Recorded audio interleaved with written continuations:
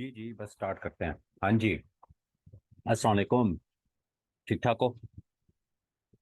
खैर ऑफिस से हो? आप लोगों का ये जो FIA के हवाले से आई थिंक अब थोड़ा सा ही अरसा रह गया आप लोगों के टेस्ट के अंदर। तो 20 में हमें 16 17 नंबर, 20 तो नहीं आते, 16 नंबर के आते हैं ये FIA के। तो उसके हवाले से आप लोगों के काफ़ी ज़्यादा जो है ना वो मसले मसाइल से परेशान हो जाते हैं स्टूडेंट्स। तो मैंने कहा आप लोगों की इंशाल्लाह एक ही दफ़ा परेशानी को ख़त्म करते हैं। तो इंशाल्लाह कोशिश करेंगे, ज़्यादा टाइम हम नहीं लगाएंगे इस पे। अब एक तो दो चीजें हुई हैं, मैं स्टार्ट में बता देता हूँ आप लोगों के लिए। एक तो मैं यहाँ डिस्कस करूंगा, ये सिर्फ 4 पेजेस हैं जो जिसमें से जो आप लोगों को मसला करता है ना कि 4 पेजेस हैं, इस 4 पेजेस में से MCQs आते हैं। अब मैं इसको डिस्कस करूंगा। ठीक है। अब क्या आप लोगों ने क्या करना है? आप लोगों ने जो जो चीज मैं कह रहा हूँ कुछ बताऊंगा, कुछ यहाँ लिखे हुए हैं। हम कहते हैं हमें हलवा मिल जाए, हलवा भी मिलेगा। जिनको हलवा चाहिए वो भी मिल जाएगा। जिन्होंने थोड़ी सी मेहनत करके तैयार करना है उनको भी मिल जाएगा। ठीक है। हलवा जिनको चाहिए, ये आप लोगों की 24 पेजेस के PDF है, ये भी आप लोगों से मिल जाए को शेयर हो जाएगी। ठीक है। लेकिन उससे पहले मैंने आप लोगों को ये पढ़ाना है। पहले मैंने क्या पढ़ाना है, ये पढ़ाना है। और फिर 100+ MCQs हैं जो आज तक FIA एक्ट के हवाले से पूछे गए हैं, वो सब मैंने कंपाइल कर दिए आप लोगों के लिए। ठीक हो गया। लेकिन पहले क्या है, हम इसको समझेंगे, कुछ चीजें आप लोगों को इंशाल्लाह यही लेक्चर सुनेंगे, हो सकता है इसके बाद ही आपको चीजें लिखने की जरूरत ना पड़े। साथ साथ लिखते जाना है आप लोगों ने, सबने समझ आ रही है? ठीक है। और दूसरा आप लोगों ने क्या करना है, आप लोगों ने इसके ऊपर इसको सुनना है। कुछ जो चीजें मैं बताऊंगा ये इंपॉर्टेंट है, और आप देखोगे हम ये जो फाइल पढ़ेंगे, जो आगे MCQs है वो सारे कंपाइल किए हैं बहुत मेहनत से। ठीक है। ये बहुत ज्यादा मेहनत से कंपाइल हुआ है, इस फाइल के ऊपर मेहनत लगी है। पिछले 5 6 7 साल में जितने MCQs हमें मिल सकते थे, हमने 100+ 134 आई थिंक या 135 MCQs हैं जो कि पूछे गए हैं। लेकिन उस वो आपको मैं वैसे भी दे सकता था, लेकिन उसका आपको फायदा नहीं होगा। ठीक है। तो इंशाल्लाह इस चीज का आप थोड़े से समझ के जब करोगे तो आपको फायदा हो जाएगा। अब FIA क्या है जी? Federal investigation agency. ये तो आप लोगों ने याद रखना है। ठीक है। ऑनेस्टी एंड इंटेग्रिटी इसका मोटो, इसका इतना इंपॉर्टेंट नहीं है। जो चीज इंपॉर्टेंट है वो आप लोगों ने याद रखनी है। कुछ चीजें यहाँ लिखी हुई हैं, अगेन उनको याद करने की जरूरत नहीं है कि 8 जोन में उनको डिवाइड किया गया है। हाँ, इसका हेडक्वार्टर जो है वो इस्लामाबाद में, ये इंपॉर्टेंट है। ठीक है, ये लिख लेना। स्पीड कुछ ज्यादा भी होगी, लेकिन जो मैं बताए जा रहा हूँ लिख लेना, बाद में रिकॉर्डिंग भी आप वहां से भी देख सकते हो। ठीक है। तो हेडक्वार्टर कहाँ है जी इसका? इस्लामाबाद के अंदर। और FIA को मॉनिटर कौन करता है? इंटीरियर मिनिस्ट्री, जिसको क्या कहते हैं, जिसको हम कहते हैं दाखिला। वजीर दाखिला, जो आजकल हमारे वजीर कौन है जी? राना सनाउल्लाह साहब। इंटीरियर मिनिस्ट्री, होम मिनिस्ट्री भी कहते हैं इसको। इसको क्या कहते हैं? Home ministry. तो ये जो होम मिनिस्ट्री है, वजारत दाखिला है, उसके अंडर ये आती है। ठीक हो गया। और इसकी सुपरविजन, एक चीज याद रखो, सबसे इंपॉर्टेंट चीज, FIA फेडरल इन्वेस्टिगेशन एजेंसी, ये आपकी फेडरल गवर्नमेंट के अंडर आती है। ये आपकी फेडरल एजेंसी है। आप लोग पेपर FPSC का दे रहे हो। FPSC हमेशा ऐसी एजेंसीज, आपकी कुछ आपके जो कुछ इदारे हैं जिनमें नैब हो गया, जिनमें मोटरवे हो गया, आपका FBR है, ठीक है, आपका कस्टम का डिपार्टमेंट है, और एक आपकी FIA, ये सारे आपके फेडरल इदारे हैं। तो FIA की एक चीज जहन में रख लो, पहला MCQ उसके फेडरल इदारा है। अगेन कह रहा हूँ, फेडरल इदारा है, प्रोविंशियल इदारा नहीं है। ठीक हो गया। बाकी ये चीजें आप लोग देखिए, बाद में PDF से भी मैं आप लोगों को प्रोवाइड कर दूंगा लिए, क्योंकि आप ये जो FIA बैच वाले हैं इनको तो लाजमी ही मैंने करनी है, तो बाकियों का भी देखेंगे कि क्या करना है। अच्छा, अब सबसे पहले 3 चीजें याद रख लो। ये एक्ट है 1974 का। ये एक्ट क्या है? FIA एक्ट जो हमने पढ़ना है, जिसकी वजह से आप लोगों को इतने मसले आते हैं, वो है 1974 का। FIA बनी कब? 13 जनवरी 1975 को FIA का जो एक्ट है उसको पार्लियामेंट से पास किया गया। ये एक्ट जो है ये आपका क्या, इससे पहले क्या था, 1974 के अंदर इसकी मंजूरी हुई, लेकिन इसको कौमी असम्बली ने जब पास किया, ये एक्ट क्या है? ये एक्ट याद रख लो 1974 का है। लेकिन इसको जो असेंबली ने मंजूरी दी वो आपकी जनवरी 1973। ये देखें, ये MCQ बड़ा इंपॉर्टेंट है कि FIA फाउंड कब हुई है? 13 जनवरी 1975 को। ठीक है। क्यों? उस दिन प्रेसिडेंट ने इसके ऊपर साइन कर दिए थे, और ये ऑफिशियल जो है, ये FIA जो है आपकी एजेंसी बन गई थी। तो ये डेट बड़ी इंपॉर्टेंट है। अभी ये जो मैं आपको MCQ दिखाऊंगा ना, उसमें आप लोगों को ये MCQ नजर आएगा। ये बड़ा इंपॉर्टेंट MCQ है, ये लिख लेना कि FIA एक्ट जो है उसको प्रेसिडेंट ने कब असेंट दी? 13 जनवरी को। और ये FIA आपकी ऑफिशियली कब बनी? ये डेट आप लोगों ने याद रख लेनी है, 13 जनवरी। आप लोगों ने क्या याद रखनी है? ये एक्ट कौन सा है? 1974, 1974 का एक्ट है। और ये क्या लिखा हुआ है आगे? 8 of 1975। अब 1975 के अंदर कोई 15 20 40 50 एक्ट पास हुए होंगे। तो ये जो FIA का एक्ट पास हुआ था, ये उनमें से 8वां एक्ट था। ठीक है। तो ये भी अगर पूछ लिया जाए आप लोगों से कि कौन सा एक्ट ऑफ 1975 है, ये तो 8वां एक्ट है। ये रोमन उसके अंदर लिखी हुई है आपकी। तो ये आपकी क्या है? ये 5 6 7 8 एक्ट ऑफ 1975। तो ये आप लोगों ने याद रख लेना है। अच्छा जी। अब एक होता है आपका गजट। कोई भी आपका एक्ट बनता है तो वो गजट का हिस्सा बन जाता है। ये सवाल है, ये इसलिए बता रहा हूं। तो ये जो FIA एक्ट था, ये पाकिस्तान के गजट का हिस्सा कब बना? 17 जनवरी 1975 को। ये भी सवाल है, ये इंपॉर्टेंट, ये आप लोगों का पूछा गया है पुराने MCQs में से, तो ये आप लोगों ने याद रख लेना कि जो गजट, कोई भी आपका एक्ट, आपका जो पार्लियामेंट का आपको सिस्टम पता है, मैंने कॉन्स्टिट्यूशन पढ़ाई हुई है कि सबसे पहले यहाँ सेनेट से पास होगा, या कौमी असम्बली से पास होगा, उसके बाद प्रेसिडेंट के पास जाएगा, प्रेसिडेंट साइन कर देगा, तो गजट ऑफ पाकिस्तान का हिस्सा बन जाता है। ठीक है, तो गजट ऑफ पाकिस्तान का ये हिस्सा कब बनाता है? 17 जनवरी 1975। तो ये एक और इंपॉर्टेंट MCQs है। ये सारे मैं यहाँ डिस्कस कर रहा हूँ, फिर जब आप लोग यहाँ से देख के जब आप MCQs को देखोगे तो वो आपको बहुत ही आसान और हलवा लगेंगे, और इंशाल्लाह फिर आप लोगों को ये चीज याद रहेगी, कभी जिंदगी में मसला नहीं आएगा। सबसे पहले इसके DG जो याद रख लेने आप लोगों ने, ठीक है, उनका क्या नाम था जी? मोहम्मद यूसुफ साहब, औरंगजेब साहब। और उसके बाद ये तो आप लोगों को करंट अफेयर्स में मैंने बार बार बताया है, तो ये आप लोगों को वैसे भी पता होगा कि इस टाइम पे जो DG FIA है उनका क्या नाम है? मोहसिन भट्ट। और ये 42nd है, ठीक है, मोहसिन भट्ट साहब हैं ये FIA, और ये भी अभी आजकल मेरे सामने जाने वाले हैं, लेकिन जब वो नए आएंगे तो वो फिर हम इंशाल्लाह देख लेंगे। अभी आप लोगों ने मोहसिन भट्ट साहब याद रखना है। अच्छा जी, अब FIA के बारे में दो तीन चीजें मैं आप लोगों को बता देता हूँ। FIA ये आप लोगों ने लिखनी है, कॉपी पेंसिल मैंने कहा था पास रखना है, ये आप लोगों ने लिखनी है। FIA जो है ना, फेडरल तो इन्वेस्टिगेशन, ये क्या है? इन्वेस्टिगेशन करती है सर्टन ऑफेंसेस, ये लिखा हुआ है, ये आपके क्या करती है? Certain offences. अब ये सर्टन ऑफेंसेस कौन से हैं? ये आपका लिखा हुआ है कि जो फेडरल गवर्नमेंट के हैं, और उसके अलावा कुछ है वो बाद में आएंगे, वो आपके CRPC के अंदर, जैसे आपका ये साइबर क्राइम्स है, आपकी टेररिज्म के हवाले से है, स्मगलिंग है, तो ये कुछ चीजें हैं, सर्टन क्राइम्स हैं जो कि डिफाइंड किए हुए हैं, वो हमें याद करने की कुछ जरूरत नहीं है, लेकिन कुछ बता दिए आप लोगों को कि जिसमें आपके ये जो ऑनलाइन हरासमेंट है, उसके बाद आपके साथ बैंकिंग का कोई फ्रॉड हो जाता है, उसके अलावा स्मगलिंग जो होती है, तो इन तरह की जो चीजें हैं उनको, ये जो आपकी बॉर्डर पेट्रोलिंग, बॉर्डर के ऊपर जो ऑफेंसेस होते हैं, ये सबको FIA डील करती है, और ये फेडरल एजेंसी है। अब ये FIA जो है ना, FIA के हवाले से ये चीजें मैं आपको बता रहा हूँ, ये आप लोगों ने लिख लेनी है। FIA के अंदर ये सवाल है, अगेन बता रहा हूँ, ये सब सवाल हैं जो बता रहा हूँ, लिख लेना। सेक्शन कितने हैं? 10 सेक्शन है। ये देखो यहाँ लिखा हुआ है, लेकिन मैं बता रहा हूँ, ये 1 2 3 4 5, ये 6 7 8 9 10, सिर्फ 10 सेक्शन है बस। ये सवाल पूछा जाता है कि FIA के अंदर कितने सेक्शन, एक्ट के अंदर कितने सेक्शन हैं? तो FIA एक्ट के अंदर कितने सेक्शन है भाईजान? FIA एक्ट के अंदर जो है वो कितने सेक्शन है आपके? 10 सेक्शन है, ठीक है। और सब सेक्शन कितने हैं? वो 32 हैं, वो आप लोग गिन भी सकते हो। हर, ये आपको PDF दूंगा आप, जैसे ये 10 है, 10 के अंदर कितने सब सेक्शन है? 5 सब सेक्शन। इसके अंदर कितने हैं जी? 4 सब सेक्शन। इसके अंदर कितने हैं? एक, इसमें एक, इसमें भी एक, ठीक है, पांचवें में नहीं है, इसमें 6। तो इन सबको जब आप कंबाइन करोगे तो सब सेक्शन कितने बन गए? 32। अब क्या याद रख लेना दो चीजें, FIA एक्ट में सेक्शन कितने हैं? 10, सब सेक्शन कितने हैं? 32, और उस सब सेक्शन के अंदर क्लॉजेज कितनी हैं? 4। ये तीन चीजें याद रख लोगे, आसान है, हो जाएगा। सेक्शन 10, सब सेक्शन 32, और क्लॉजेज कितनी है? 4। अब एक चीज नीचे आई, हाँ बिल्कुल, अब एक चीज नहीं चाहिए, शेड्यूल। अब शेड्यूल क्या होते हैं? मैंने कॉन्स्टिट्यूशन में पढ़ाया हुआ है कि शेड्यूल जो है जिसके अंदर एडिशनल इंफॉर्मेशन बताई जाती है, शेड्यूल्स क्या होते हैं? जिनके अंदर कोई एडिशनल इंफॉर्मेशन क्राइम्स के हवाले से बताई जाती है। तो FIA एक्ट के अंदर कितने शेड्यूल हैं भाईजान? FIA एक्ट के अंदर एक शेड्यूल है। ये कोई 6 से 7 दफा सवाल रिपीट हुआ है कि FIA एक्ट के अंदर कितने शेड्यूल हैं? तो FIA एक्ट के अंदर मेरे भाइयों एक शेड्यूल है। कितने शेड्यूल हैं जी? एक शेड्यूल। और ये क्या लिखा हुआ है? टोटल 117। ये हैं ऑफेंसेस। ये भी सवाल है कि शेड्यूल, FIA का जो एक्ट है, एक सॉरी, उसके अंदर जो शेड्यूल है उसके अंदर कितने ऑफेंसेस मेंशन हैं? तो आप लोग कहोगे कि FIA एक्ट के अंदर एक शेड्यूल है और उसमें 117 ऑफेंस। ऑफेंस क्या होता है? जुर्म, जो आपका जुर्म होता है, ठीक है, जो जुर्म की आपकी तारीफ है वो आपका क्या होता है, वो बताई गई है। और ये सारी मैं आपको बताऊंगा, पीनल कोड, ये CRP पाकिस्तान पीनल कोड के अंदर जो जो ये दफात है, ये आपको कोई याद करने की जरूरत नहीं है, ठीक है। ये सारे जो जुर्म है, जुराइम है, 117 जुराइम जब भी होंगे तो इनकी इन्वेस्टिगेशन क्या होगी? इनकी इन्वेस्टिगेशन जो है वो FIA करेगी। और ये किस में बताया गया है? ये शेड्यूल में बताया गया है, जो कि एक है। और उसमें कितने जराइम बताए गए हैं जिनकी इन्वेस्टिगेशन FIA करेगी? 117 करेगी। ठीक हो गया? वो कितने करेगी जी? 117 करेगी। तो ये आप लोगों ने याद रख लेना है। उसके बाद ये क्या है जी? आपके ये 36, ये है, पूछा जाता है कि आपके क्या कहते हैं उसको, रिलेटेड लॉ कितने हैं?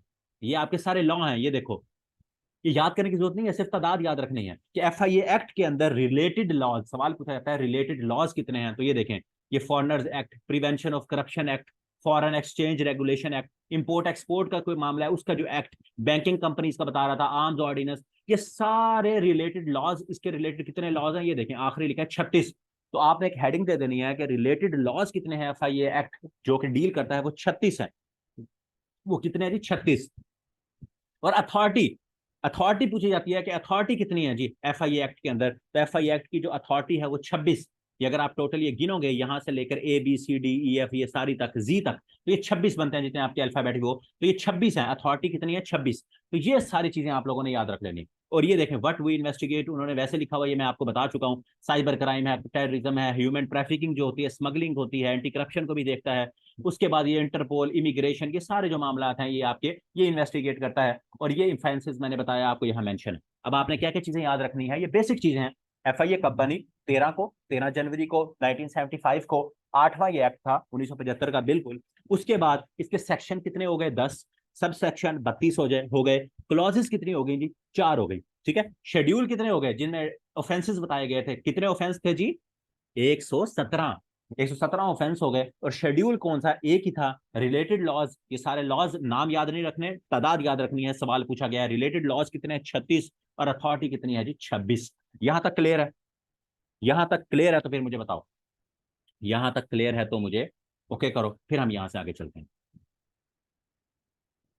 अच्छा, शेड्यूल के अंदर जो आपके जराइम है, एडिशनल इंफॉर्मेशन होती है, जो कॉन्स्टिट्यूशन में मैंने बताया था वो सिस्टम होता है। अच्छा जी, अब हमारे पास क्या हुआ? अब हमारे पास है 10। अब सवाल सारे क्या है? ये सवाल है जो मैंने आपको बता दिए, कोई 10-15 सवाल थे जो इसके शुरू में पूछे जाते थे। अब है जो 10 सेक्शन और उनके अंदर जो 32 सब सेक्शन है और जो 4 क्लासेज हैं, उनमें से सवाल पूछे जाते हैं। कितने? 10 सेक्शन, 32 सब सेक्शन, 4 क्लासेज, उनके सवाल हमने देखने हैं। और ये सारे सवाल ये हैं जो यहाँ लिखा हुआ है। इनको फिर आप MCQs की फॉर्म में खुद भी देख सकते हो। मैं हल्का सा आप लोगों को उसका टच दे दूंगा। अच्छा जी, अब देखो। अब पहला आपने, आप खुद भी यहाँ अपने नोट्स भी बना सकते हो, इस PDF से भी देख सकते हो। मैं रिकमेंड करूंगा नोट्स बनाओ। पहला सेक्शन क्या है? पहले वो पूछता है कि पहले सेक्शन के अंदर क्या बताया गया है, तो आप कहोगे पहले सेक्शन के अंदर शॉर्ट टाइटल, उसकी एक्सटेंट और कमेंसमेंट बताई गई है पहले सेक्शन के अंदर, कि इसका टाइटल क्या है। ठीक है, टाइटल क्या है? This act may be called federal investigation agency act 1974। इसमें पहला जो सेक्शन है उसमें सब सेक्शन कितने हैं? कोई पूछे तो आप कहोगे 1 2 3, 3 सेक्शन है। ठीक है। अब इसकी एक्सटेंट क्या बताई गई है? ये सवाल है, ये आप MCQ की फॉर्म में देखोगे कि FIA एक्ट की एक्सटेंट क्या है, तो आप कहोगे FIA एक्ट होल पाकिस्तान के ऊपर एप्लीकेबल होता है। और ये एप्लीकेबल किसके ऊपर है? All citizen and public servants of Pakistan. ठीक हो गया? समझ आ गई कि ये आपके, ये जो मैं हाईलाइट कर रहा हूं, ये आप MCQs में देखोगे कि इसको क्या कहा जाता है? Federal investigation act 1974। और इसकी एक्सटेंट क्या है? To the whole of Pakistan. ये पूरे पाकिस्तान के ऊपर एप्लीकेबल होता है और पाकिस्तान के हर सिटीजन और पब्लिक सर्वेंट के ऊपर ये एप्लीकेबल है। सिर्फ सिटीजन नहीं, पब्लिक सर्वेंट के ऊपर भी एप्लीकेबल है। और ये आपके किसके अंदर बताया गया है कि ये सब क्या कहते हैं, सब सिटीजन के ऊपर एप्लीकेबल है, पब्लिक सर्वेंट्स के ऊपर। ये आपका सब सेक्शन 2 है। और इसका सेक्शन क्या है? फर्स्ट। फर्स्ट सेक्शन के सब सेक्शन 2 के अंदर ये बताया गया है कि ये आपके पूरे पाकिस्तान के ऊपर एप्लीकेबल होगा और सब सिटीजन ऑफ पाकिस्तान और पब्लिक सर्वेंट्स के ऊपर एप्लीकेबल होगा। ठीक है, ये चीज होगी। अब ये दूसरा सवाल, ये दूसरा एक्ट, इसके बारे में सबसे ज्यादा सवाल पूछा जाता है जी, कि डेफिनेशंस जो हैं, जो डेफिनेशंस है ना FIA एक्ट के अंदर, जो डेफिनेशंस हैं ये कौन से सेक्शन के अंदर बयान की गई हैं? बड़ा मुश्किल सवाल है, लेकिन यहां देखो तो देखो दूसरे सेक्शन के अंदर बयान की गई हैं। अब क्या हेडिंग दोगे कि सेक्शन 2, उसके अंदर क्या बयान किया गया जी? डेफिनेशंस। अब यहां बड़ा मसला, मजे की चीजें आती हैं। सबसे ज्यादा सवाल ये दूसरे में से पूछे जाते हैं। आप कहेंगे सर वो कैसे? अब देखो, सवाल आता है एजेंसी मीन्स, तो आपको कि फेडरल एजेंसी जो है, जो कि अंडर सेक्शन 3 के तहत बनाई गई थी, ये अंडर सेक्शन 3 ये नीचे है, वो हम देख लेंगे वो क्या है। अच्छा, कोड। अब ये कोड का सवाल पूछा जाता है। DG का मतलब पूछा जाता है। प्रोविंशियल पुलिस का मतलब पूछा जाता है। पब्लिक सर्वेंट क्या है जी? ठीक है। स्पेशल पुलिस क्या है? और स्पेशल पर्सन क्या है? और रूल्स क्या है? अब ये चीजें जो है ना, इससे पहले हम थोड़ा सा डिस्कशन करते हैं। अब पाकिस्तान बन गया 1948 में, 47 में, सॉरी 1947 में पाकिस्तान बन गया। अब उससे पहले क्या था? पाकिस्तान की पंजाब की जो पुलिस है उसका क्या है? तो याद रखो, पंजाब की जो पुलिस है ना, पंजाब की जो पुलिस है वो आपकी आती है, पंजाब की पुलिस बनती है 1861 के अंदर। पंजाब की प्रोविंशियल गवर्नमेंट, ये जो प्रोविंशियल पुलिस है, ये सवाल है, ये जो मैं बता रहा हूँ इनमें से ये सारे सवाल हैं। कभी कभी स्टूडेंट कहते हैं सर पुलिस के सवाल आए हुए थे FIA में, वो यही सवाल था कि पंजाब पुलिस एक्ट जो है वो कौन सा है जो प्रोविंशियल गवर्नमेंट के तहत जो पुलिस बनी थी, वो 1861 के एक्ट के तहत बनी थी, ठीक है। लेकिन उससे पहले क्या था, एक आपका पीपीसी जिसे हम कहते हैं, पाकिस्तान पीनल कोड, सबसे पहले क्या आया, अब आप तरतीब से लिखो। सबसे पहले लिखो कि पीपीसी 1860 के अंदर पाकिस्तान पीनल कोड आया, जिसको हम कहते हैं, जो उस जमाने में क्या था, उस जमाने में 1860 में 60 में हम उसको इंडियन पीनल कोड, या उस टाइम पे जो पीनल कोड था उसे ताजीरात पाकिस्तान आपने सुना होगा, ठीक है। तो ये कब आया था, 1860 में अंग्रेज लेके आया था। तो जब पाकिस्तान ने फिर क्या किया, पाकिस्तान ने इसको क्या कर दिया, पाकिस्तान जब आजाद हुआ तो पाकिस्तान ने उसे पाकिस्तान पीनल कोड कर दिया। तो ये जो पीपीसी, जिसको ताजीरात पाकिस्तान कहते हैं, जिसके अंदर तमाम जो सजाएं हैं, वो बताई जाती हैं, तो ये 1860 में आया। 1860 में ताजीरात पाकिस्तान आ गया, और ये सवाल आपको एमसीक्यू के अंदर मिलेगा, तो ये आपने इसका साल याद रख लेना है। उसके बाद क्या आ गया, 1861 के अंदर आपका पंजाब जो प्रोविंशियल आपकी जो पुलिस थी, उसका भी एक्ट आ गया।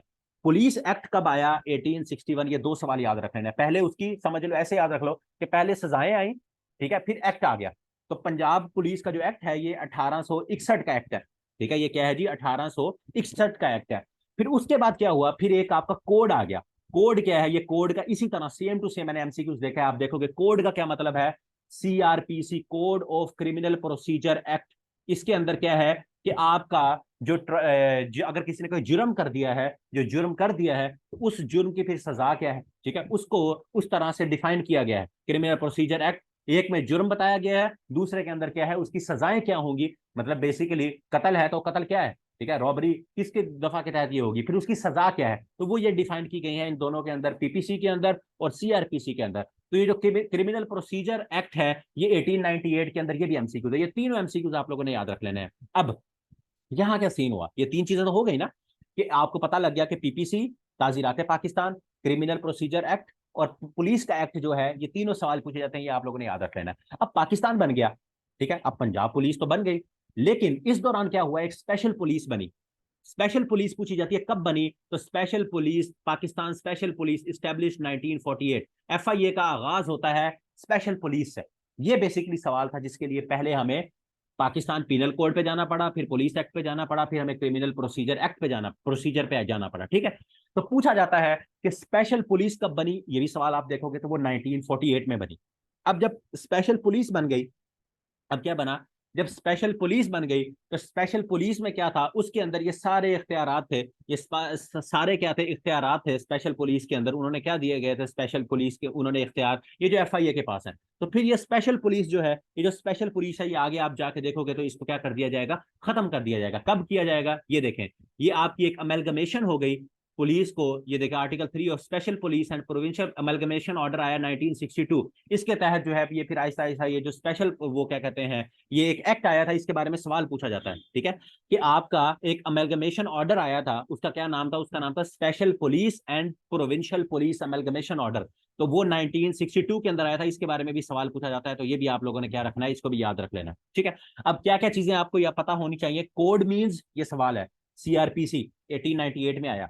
डायरेक्टर जनरल क्या होता है, डीजी, ये जो मोहसिन भट्ट साहब हैं आज, और पहले मैंने आपको यूसुफ साहब का बताया, वो भी आपको पता है। प्रोविंशियल पुलिस का आपको पता लग गया कि 1861 के एक्ट के तहत प्रोविंशियल पुलिस बनी थी। पब्लिक सर्वेंट का आपको पता है, ठीक है, और इसमें यह भी याद रखना है कि जो सेक्शन 21 के तहत ये भी पूछा जा सकता है कि पब्लिक सर्वेंट की तारीफ जो है वो पीपीसी के किस सेक्शन के तहत बताई गई है, तो वो सेक्शन 21 के तहत बताई गई है कि कोई भी कॉर्पोरेशन होगी, बॉडी होगी, ऑर्गेनाइजेशन होगी, उसके तहत जो भी उसमें काम कर रहा होगा उसको पब्लिक सर्वेंट कहेंगे। स्पेशल पुलिस आपको मैंने बता दिया कि 1948 में बनी थी, और स्पेसिफाइड पर्संस जो हैं वो आपका अमलगमेशन जो ऑर्डर आया उसके तहत था, और रूल्स इस एक्ट के तहत, एक होता है आपका एक्ट, उसके तहत रूल्स बनते हैं, ठीक है, तो रूल्स बनते हैं कि किस रूल्स के तहत ये चीजें होंगी, तो वो रूल्स ये इतना इंपॉर्टेंट नहीं है। तो अगर आपसे पूछ लिया जाए, अब आप लोगों से पूछ लिया कि डेफिनेशंस, अब मुझे आप बताओ कि डेफिनेशंस जो हैं वो किस सेक्शन के तहत, किस सेक्शन के अंदर बयान की गई हैं, तो आप क्या कहोगे, सेकंड सेक्शन एफआईए एक्ट 1974 के अंदर। और इसके अंदर सब सेक्शन कितने हैं जी, आप कहोगे इसके अंदर सेकंड सेक्शन के अंदर 8 सब सेक्शन है, ठीक है, पहले में कितने थे, 3, दूसरे में कितने हो गए, 8। यहां तक चीजें क्लियर हो गई, यहां तक चीजें क्लियर हो गई। अच्छा जी। अब आ गया तीसरा सेक्शन, कॉन्स्टिट्यूशन ऑफ एजेंसी। अब इसमें हमें कोई इतना देखने की जरूरत नहीं है, अब इसमें दो जो चीजें हैं वो मैंने आपको बता दिया कि एजेंसी इंक्वायरी कर सकती है, इंफॉर्मेशन इन्वेस्टिगेशन करेगी किन ऑफेंसेस की, वो 117 ऑफेंसेस जो कि स्पेसिफाइड हैं शेड्यूल में, जो मैंने आप लोगों को पहले बता दिया। आगे समझ कि एक एक शेड्यूल है, उसके अंदर 117 ऑफेंसेस हैं, उन्हीं की ये इंक्वायरी इन्वेस्टिगेशन सब कुछ कर सकती है। इसको क्या कहेंगे? Federal investigation agency.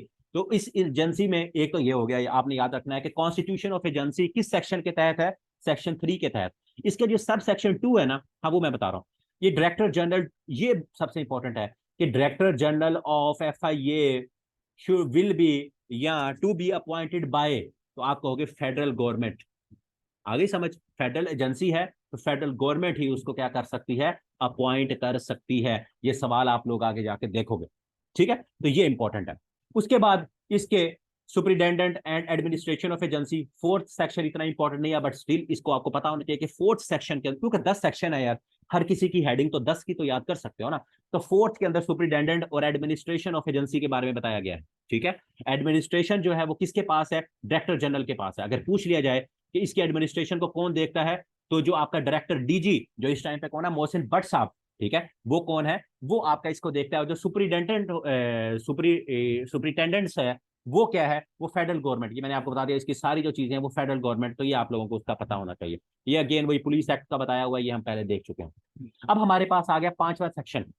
पांचवें सेक्शन में बताया गया है powers of the member of agency. ये सबसे इंपॉर्टेंट है कि जो एजेंसी है उसके मेंबर्स की पावर कितनी होगी। और इसके अंदर हमारे पास क्या है जी? इसमें अगर हम देखें तो हमारे पास एक, दो, छह इसके सब सेक्शन, इसमें क्या है जी? 6 सब सेक्शन है। अब पावर्स क्या क्या है जी इसके पास?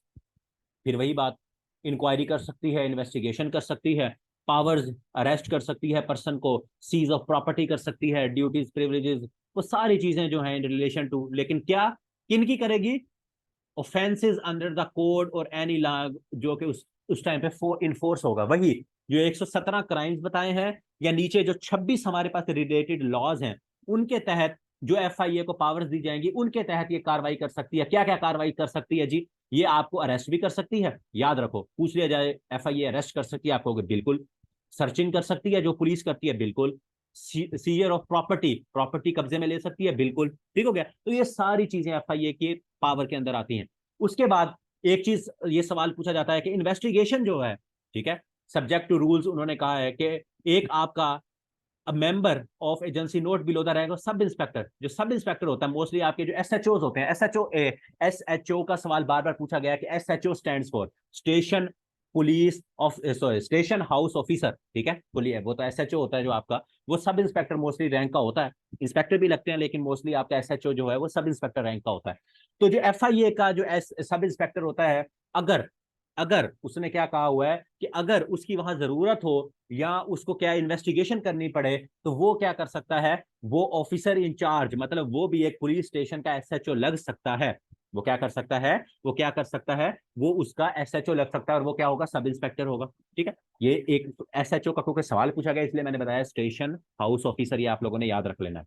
अच्छा जी, उसके बाद क्या कहते हैं, DG जो है, डायरेक्टर जनरल, वो अपनी पावर्स जो है, ठीक है, वो अपनी पावर्स जो है, जो आपका सब इंस्पेक्टर के रैंक से नीचे जो है उसको अथॉराइज नहीं कर सकता। वो क्या करेगा? उन्होंने लिखा हुआ है कि any member of agency not below the rank of sub inspector authorised by DG, वो उसके बिहाफ के ऊपर, DG के बिहाफ के ऊपर अरेस्ट भी कर सकता है विदाउट वारंट। ये सवाल है कि सब इंस्पेक्टर जो है वो विदाउट वारंट जो है वो किसी को गिरफ्तार कर सकता है कि नहीं कर सकता? तो आप कहोगे yes, he may arrest without warrant any person who has committed or against whom are responsible। ये सारी चीजें ये आपको याद कर, ये बेसिकली आपने याद रखना कि उसने अगर किसी बंदे ने, अब इसमें आपको सिंपल अल्फाज में समझाता हूँ कि अगर किसी बंदे ने कोई ऑफेंस किया है जो कि FIA की जुरिस्डिक्शन में आता है, तो उसको वो एक सब इंस्पेक्टर, मिनिमम क्या होगा? सब इंस्पेक्टर लेवल का जो बंदा होगा, वो किसी भी बंदे जिसने कोई जुर्म किया है जो कि FIA की जुरिस्डिक्शन में आता है, तो वो उसको क्या कर सकता है? गिरफ्तार कर सकता है। कौन? जो आपका क्या होगा? सब इंस्पेक्टर लेवल का। और ये आपका तीसरे सब सेक्शन, और आपका सेक्शन क्या है? 5वें के अंदर ये बयान किया गया है। ठीक हो गया? उसके बाद जो है क्या कहते हैं,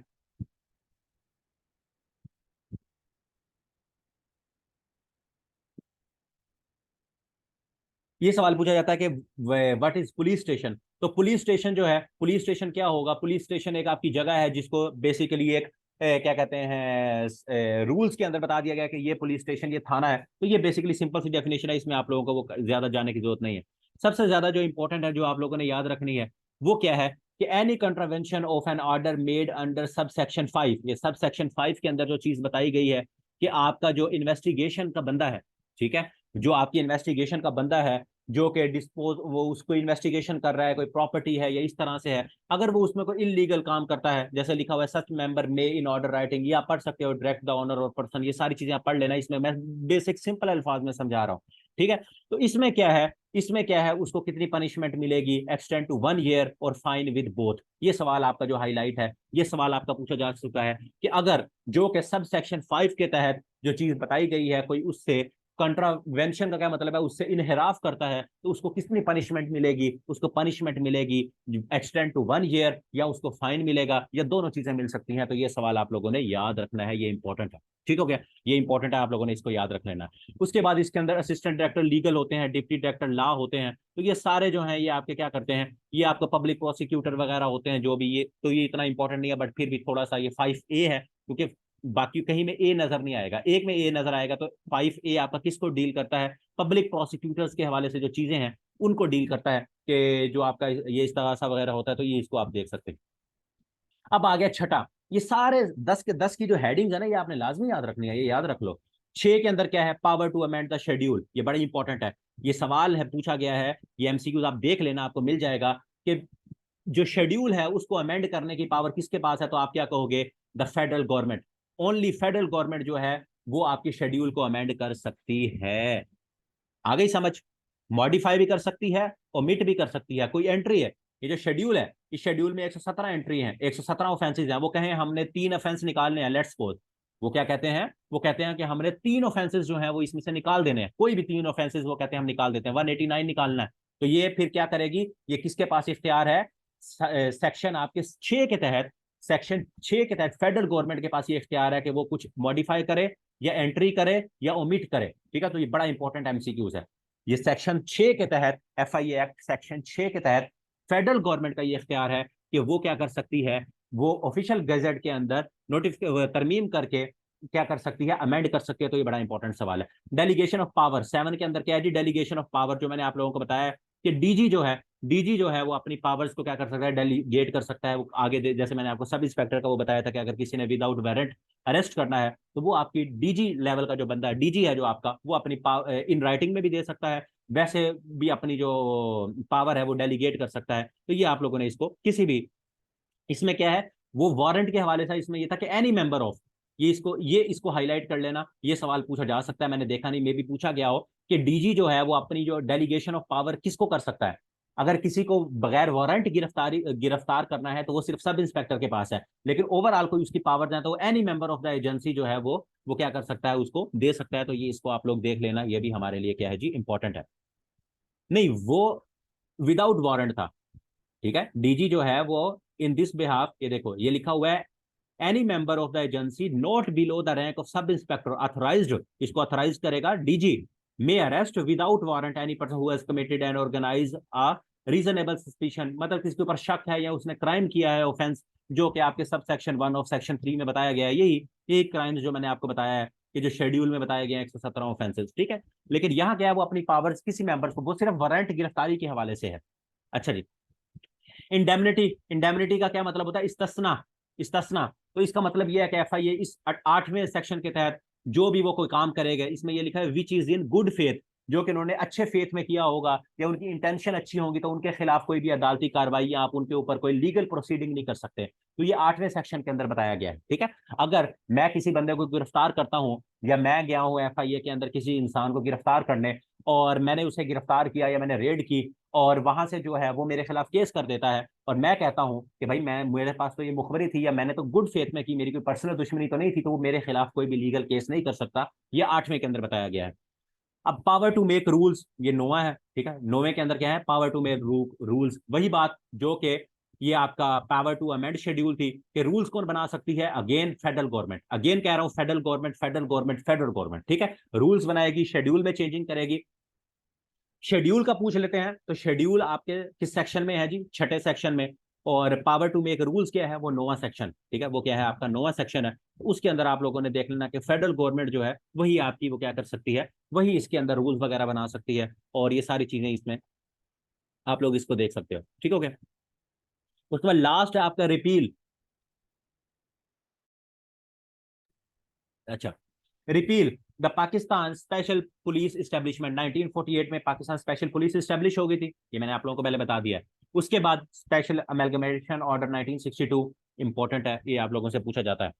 अच्छा, उसके बाद ये क्या है कि जब ये सारे क्या हुए, upon the repeal of said, ये ऑर्डिनेंस रिपील हो गए क्योंकि एफआई एक्ट आ गया, तो उसके अंदर ये सारा वो बताया गया था कि जो स्पेशल पुलिस का जो बंदा है, ठीक है, वो क्या होगा, वो स्पेशल, जब ये खत्म हो गए, रिपील हो गए, जो पुराने ऑर्डर थे अमेलगमेशन ऑर्डर और ये 19 स्पेशल पुलिस के, तो उनके लोगों ने कहाँ जाना था, तो उन्होंने कहा कि उनके जो लोग हैं उनको ट्रांसफर कर दिया जाएगा एजेंसी के अंदर, ठीक है, वो एजेंसी में आ जाएंगे। स्पेशल पुलिस जो है वो आपकी एजेंसी के सारे मतलब उसके अंदर मिक्स हो जाएगी, ये सारी चीजें बेसिकली इसके अंदर बताई गई थी, ठीक है, ये सारी चीजें इसके अंदर क्या है जी बताई गई थी कि वो जो पिछला ऑर्डर था, ये पिछले दोनों जो ऑर्डर आए थे वो क्या हो गए जी, रिपील हो गए, वो खत्म हो गए, ठीक है। तो ये सारे इसके अंदर बताए गए हैं कि 10वां, आप अगर आपसे पूछा जाएगा कि 10वां सेक्शन जो है, जो 10वां सेक्शन है वो आपका किसके हवाले से डील कर रहा है, तो आप कहोगे रिपील के हवाले से। और इसमें कितने सब सेक्शन है जी, 5 सब सेक्शन।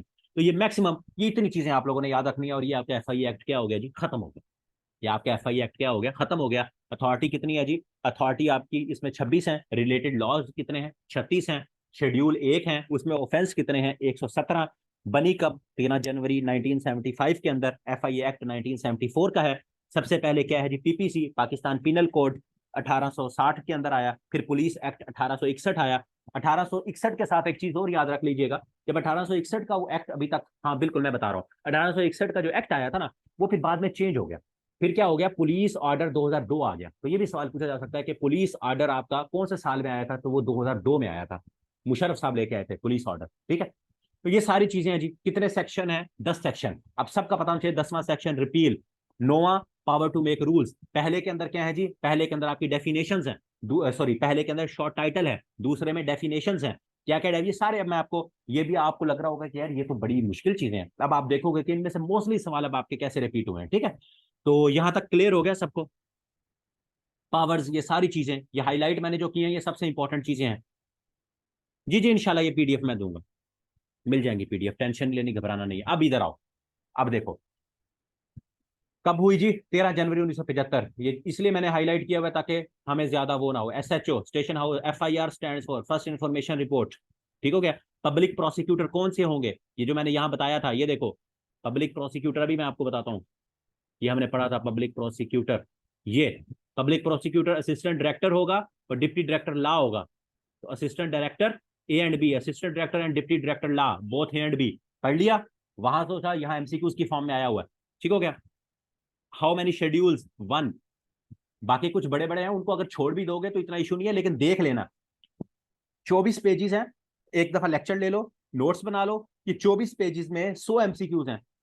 अगर इनको अच्छी तरह कर जाओगे तो 16 नंबर आ जाएंगे। ये सिर्फ एक दिन का काम है, एफआईए एक्ट सिर्फ एक दिन का काम है, आई समझ। अच्छा जी, the law for the protection of state confidential matter, official secret act कहते हैं। टाइटल क्या है जी, this act may be called the federal investigation act, ये ऊपर बता दिया है, ठीक हो गया। अच्छा जी, FIA may restrain the disposal of any property, ऊपर मैंने प्रॉपर्टी का बताया, एनी प्रॉपर्टी उसके अंदर मेंशन है। अच्छा जी, the specified persons are given the option to express willingness, ये भी बीच में मेंशन है, 30 दिन के अंदर उन्होंने एजेंसी को ज्वाइन करना होता है। अच्छा जी, ये देखें, among the list of laws contained in the schedule which one is at the top, सबसे पहले क्या है जी, पाकिस्तान पीनल कोड 1860 पीपीसी।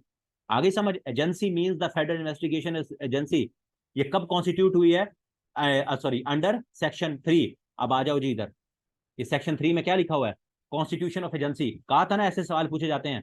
तो पहले में क्या है, शॉर्ट टाइटल है, दूसरे में क्या है जी, डेफिनेशंस, तीसरे में क्या है जी, कॉन्स्टिट्यूशन ऑफ एजेंसी। तो तीसरे में कॉन्स्टिट्यूशन ऑफ एजेंसी, ठीक हो गया। अच्छा जी,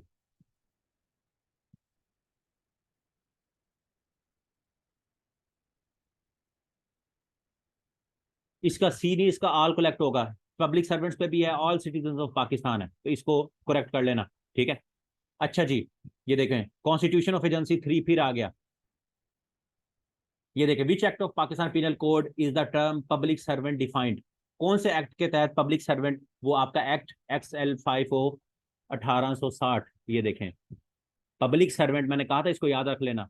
जो पब्लिक सर्वेंट है आपके, वो आपका क्या करता है, वो आपका एक्ट XLV ऑफ 1860, ये मैंने आपको हाईलाइट किया हुआ था, तो इसके तहत ये होता है, तो इसको देख लेना।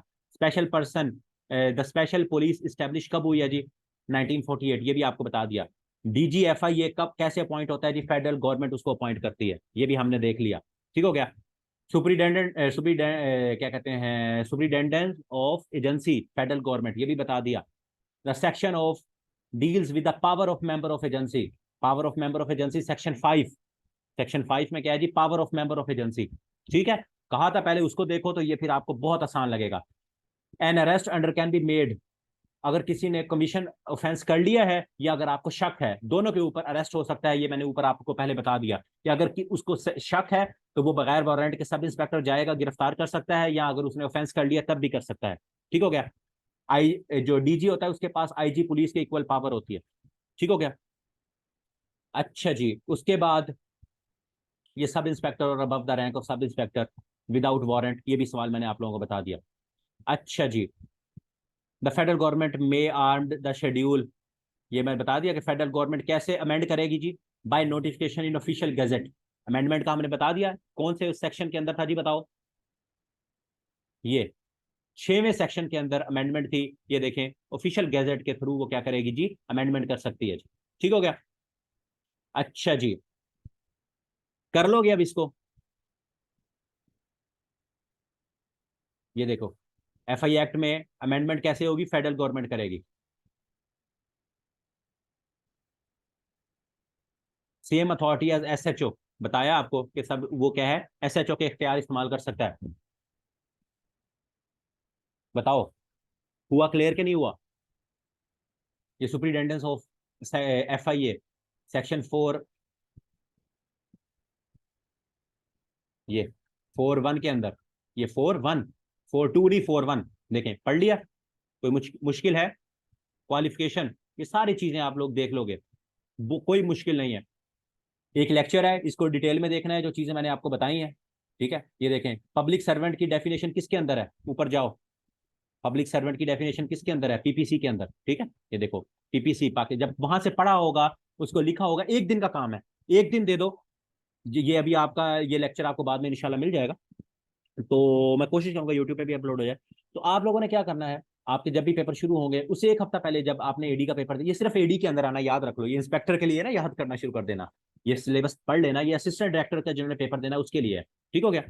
ये पुलिस स्टेशन जिसमें डिफाइन किया गया जी, सेक्शन 5(4), सेक्शन 5 में जाओ, यहां से ये दोनों PDF मिल जाएंगे। ये देखें, आ गया। हाउ मेनी सेक्शंस कितने हैं? देखो 10। सब सेक्शन कितने हैं जी? 36 नहीं है, 32। इसको मैं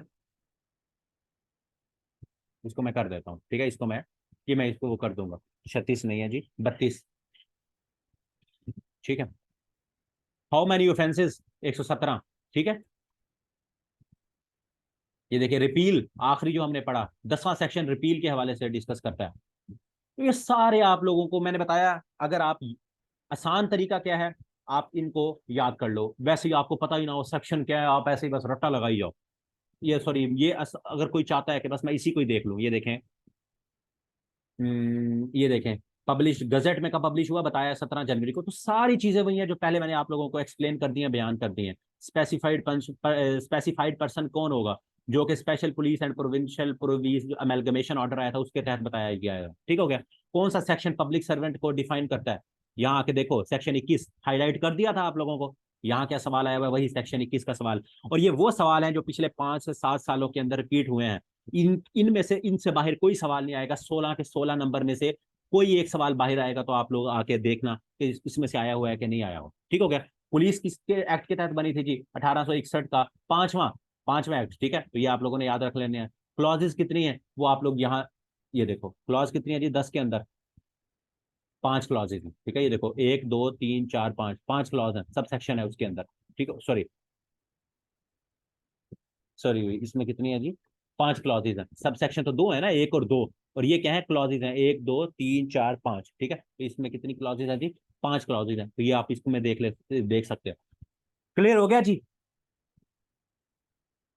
कोई मुश्किल नहीं है इसमें, बिल्कुल कोई मुश्किल नहीं है। जितना आसान मैं करके आप लोगों को बता सकता था इससे ज्यादा, क्योंकि ये चीजें ही इस तरह की हैं।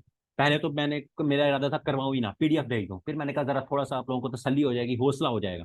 ठीक है। ये कब कॉन्स्टिट्यूट कौन सी उसके तहत, सेक्शन 3, ये सारी चीजें। ये देखें सेक्शन 2 किसके तहत है जी, डेफिनेशन। बहुत सारे सेक्शन तो आपको वैसे ही याद हो जाएंगे जितनी दफा मैंने बताया है। सेक्शन 2, सेक्शन 3, देखो, including public servant, public servant में भी अप्लाई होता है, बताया था, हाईलाइट करवाया था। ठीक है। ओके हो गया। ओनली फेडरल गवर्नमेंट के पास अथराइज है। चलो जी, ओके हो गया। ये हैं आपके 134 MCQs, इनसे बाहर और जो लेक्चर हो गया है, और एक दफा इस फाइल को गो थ्रू कर लो और अपने नोट्स को गो थ्रू कर लो, इसके बाहर आपका इंशाल्लाह FIA एक्ट नहीं आएगा। ओके हो गया। ओके हो गया।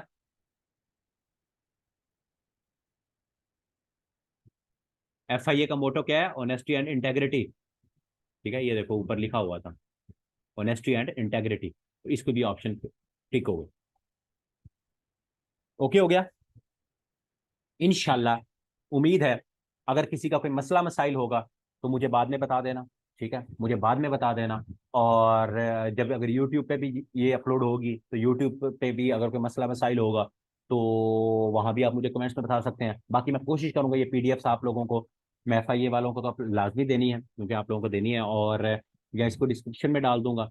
और दूसरा जो है, कोई भी इसके हवाले से मेरे ख्याल में मसला मसाइल आप लोगों का नहीं रहना चाहिए। ठीक हो गया जी।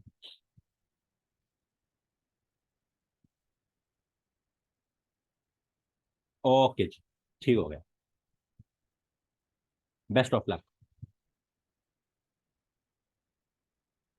ओके जी, अपना ख्याल रखें, दुआओं में याद रखें। अल्लाह हाफिज। रब रखा।